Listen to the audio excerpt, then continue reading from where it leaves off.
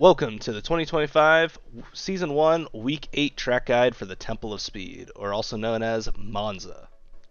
If you guys made it to this part of the video, make sure to like, comment, and subscribe, and turn on the notification bell for just weekly track guides and hopefully more content down the line. Now let's get on with the track conditions for this week. Track time is going to be about 9:10 a.m., so morning.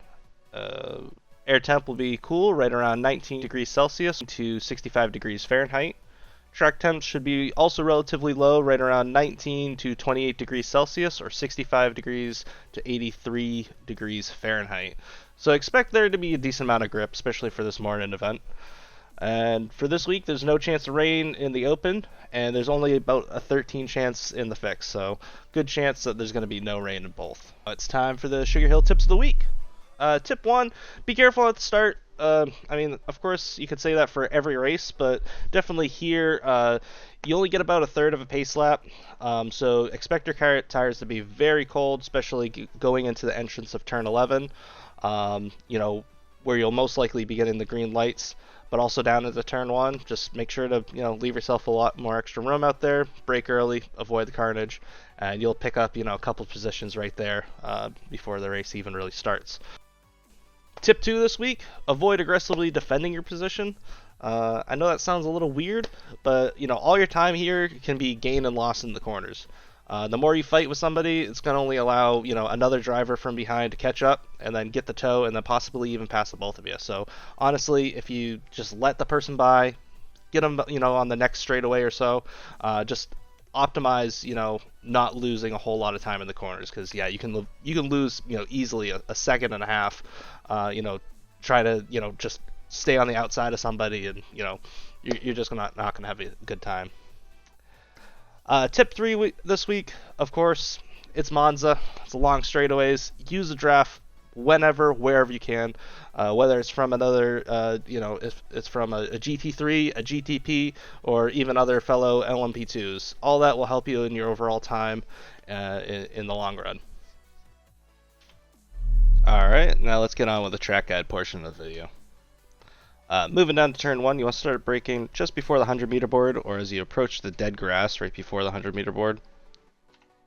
You want to brake about 90-95%. And downshift all the way down to first gear. You want to start turning just in the middle of the green curb on the left hand side, making sure to use a lot of curb here on the apex of turn 1, making sure to leave your left side tires on the white line to avoid off track or in the slowdown penalty. What you want to do here is when you start taking these curbs, you want to just give it a little bit of gas. When you give it a little gas over these curbs, it helps settle the car and helps keep your speed up after the curb. Drop the gas just so you can get the rotation for turn 2. Making sure to take a little bit of sausage curb here on the left hand side, but not too much or you'll kill your exit speed. And make sure to use all the curb on the right hand side. For turn 3 here, this is obviously flat out, keeping it just to the right hand side of the track. Moving on to turn 4 and 5. You want to start braking just before the 100 meter board, right when you see this little kind of asphalt path on the right hand side. It's about 90%, and then you want to start turning in the middle of this curb on the right hand side. Same thing as turn 1. Make sure to use a lot of the curb here on the left hand side. Making sure to use a little bit of throttle to keep the car settled and keep your speed up. And making sure to continuously ramp up your throttle out of turn 5.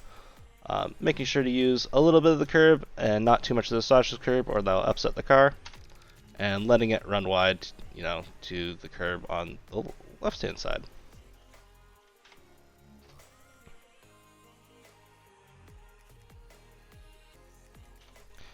For turn 6 here, you want to start braking just before this little orange tip of the wall begins. It's about 50% braking pressure and trail brake in, and then you want to start throttling up just as you pass the orange tip of the wall, or this little path on, or just as you approach this little path on the right hand side. Making sure to let it run wide and use all the curb here on exit, making sure to keep your right hand side tires within the white line to avoid an off track here. Moving on to turn 7 or second Degna. You want to start braking here just at the 50-meter board, about 60% in, and then start throttling up just before the apex, making sure to use a lot of curb here on the right hand side, as well as all the curb and runoff on the left hand side, making sure to keep your right hand side tires within the white line to avoid off track there. Moving down to turn 8, 9, and 10, or otherly known as the Scari. You want to start braking right around the 100-meter board, about 90%, and downshifting all the way down to third. For turn 8, you want to make sure to use all the curb here without taking any of the black and yellow sausages here on the left-hand side, or that'll really upset the car. Making sure that use a little bit of throttle and ramp it up all the way to 100% before turn 9. For turn 9 here, really just want to keep it to the inside of the track without taking really any of these little mini sausages, or that might upset the car as well. And letting it run to the apex of turn 10 here on exit, making sure not to take the sausage curb there, or it'll kill your exit speed all the way down to turn 11. Moving on to turn 11, or otherly known as Parabolica. You want to start braking just as you approach the end of this gray concrete on the left-hand side. It's about 85%, and then you want to start downshifting all the way down to third. And then you want to start throttling up just as you pass the underneath of this Marshall stand on the right-hand side, making sure to let it run all the way wide and keep your right-hand side tires within the track limits to avoid an off track there. Moving down towards the start-finish line, you want to just keep it to the right-hand side, right next to the pit wall, just to minimize the overall length of the track going towards the start-finish. Alright, let's move on to the pit entry and pit strategy part of the video. I really want to take Parabolica just as you normally would, making sure to keep all your speed from this turn all the way into pit entry, and then start braking right next to the marshals here on the right hand side to ensure that you get down to the 80 kilometers per hour for the pit lane. Fuel consumption this week should be right around 3.3 to 3.35 liters, letting you run approximately about 18 to almost 19 laps, depending on if you're able to fuel save just a little bit. You should be able to catch the GTDs right around the end of lap 9 to definitely by lap 10, and the GTPs should catch you right around lap 13. Depending on your circumstances, it might be better to just go for the overcut and just try to run on low fuel loads as much as you can, just because the car will be lighter and it'll be faster down the straights. If so, you just run it all the way down to lap 18, and then refuel about 30.5 liters of fuel, or about 8.05 gallons.